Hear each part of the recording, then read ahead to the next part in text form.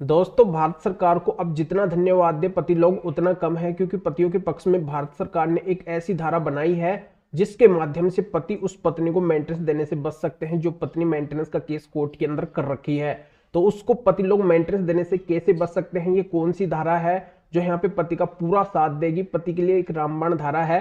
तो इसकी जानकारी मैं इस वीडियो के अंदर बताने वाला हूं। नए कानून के अनुसार नया प्रोसीजर इस वीडियो के अंदर होगा जो आपके समझ में आएगा। पर आपको करना क्या है, वीडियो को बिल्कुल अंत तक देखना है, तभी पूरी जानकारी समझ में आएगी।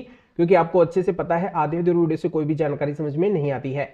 ये आपका अपना चैनल है, इसको अगर आप अभी तक सब्सक्राइब नहीं करे हैं तो पहले आपको सब्सक्राइब भी करना है, तो बेल आइकन को भी दबाना है। तो चलिए शुरू करते हैं।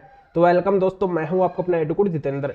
दोस्तों, अब से पहले पत्नी ने मेंटेनेंस का झूठा केस बहुत कर लिया। अगर वो मेंटेनेंस लायक नहीं थी तब भी उसने मेंटेनेंस का केस किया, झूठे झूठे आरोप पति के ऊपर लगाए, झूठे एफिडेविट भी पत्नी ने दिए और झूठे साक्ष्य भी पत्नी ने कोर्ट के अंदर दिए, और पत्नी अपना मेंटेनेंस बनाने के अंदर सक्षम हो गई। यानी कि वो पूरी तरह से गलत थी, तब भी उसको मेंटेनेंस मिला। उसके पक्ष के अंदर कोर्ट का ऑर्डर गया, कोर्ट के द्वारा पत्नी के ऊपर ऐसी कोई भी कार्रवाई वगैरह नहीं की गई, उल्टा पत्नी को यहाँ पे फायदा मिला, पति का यहाँ पे नुकसान हो गया। जैसे बहुत सी पत्नियां एडल्ट्री के अंदर थी, वो जॉब कर रही थी, वो पढ़ी लिखी थी, यानी कि वो हाई एजुकेटेड थी, वो है जो बिना कारण के पति से अलग रह रही थी। यानी कि ऐसे कई सारे ग्राउंड थे पत्नी के पास में जिनसे वो मेंटेनेंस खुद नहीं ले सकती थी, फिर भी यहाँ पे कोर्ट ने उसका मेंटेनेंस बनाया, वो मेंटेनेंस लेने के लिए सक्षम हो गई। तो यहाँ पे आज के वीडियो के अंदर मैं आपको बताने वाला हूँ कि ज्यादातर पत्नी जो मेंटेनेंस का केस करती थी वो करती थी 125 सीआरपीसी का।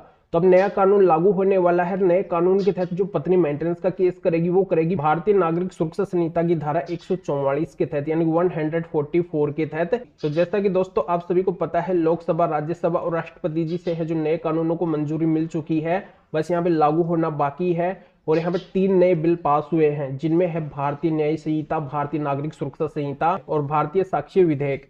तो यहाँ पे जो भारतीय न्याय संहिता है इसके अंदर एक ऐसी धारा है, तो वो है 244, यानी कि BNS 244।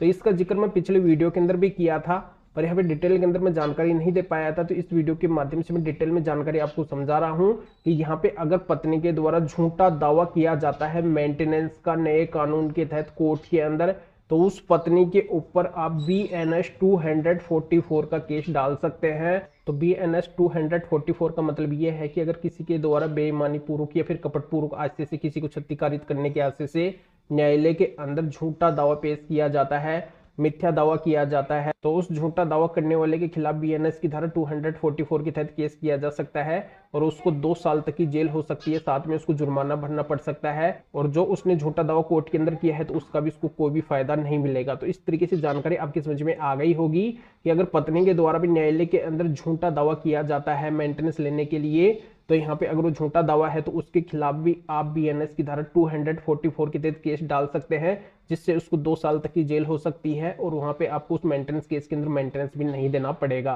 तो ये बहुत ही अच्छी धारा है। इसका फायदा आप आने वाले टाइम के अंदर जब कानून लागू होंगे तब आप उठा सकते हैं।